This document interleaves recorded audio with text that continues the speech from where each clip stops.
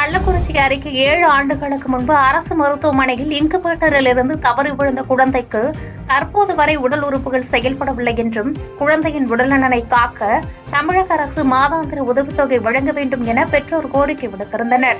இதுகுறித்த செய்தி நமது எம்நாடு தொலைக்காட்சியில் வெளியானதை அடுத்து மாவட்ட ஆட்சித்தலைவரின் உத்தரவின் பேரில் மாற்றுத்திறனாளிகளின் நலத்துறை சார்பில் நலத்திட்ட உதவிகள் வழங்கப்பட்டது.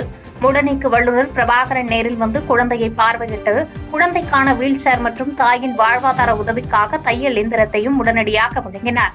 மேலும் அடுத்த மாதம் முதல் மாதம் 2000 ரூபாய் உதவித்தொகையும் வழங்கப்படும் என உறுதியளித்தார். இதனால் மகிழ்ச்சியடைந்த தாய் லட்சுமி தமிழக அரசுக்கும் மாவட்ட நிர்வாகத்திற்கும் நன்றி தெரிவித்துள்ளார்.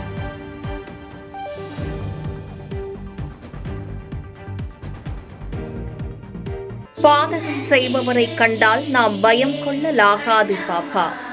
மோதி மிதித்துவிடு பாப்பா, அவர் முகத்தில் உமிழ்ந்துவிடு பாப்பா. அண்மை செய்திகளை உடனுக்குடன் தெரிந்து கொள்ள இணைந்திருங்கள் எம்நாடு தொலைக்காட்சியுடன்.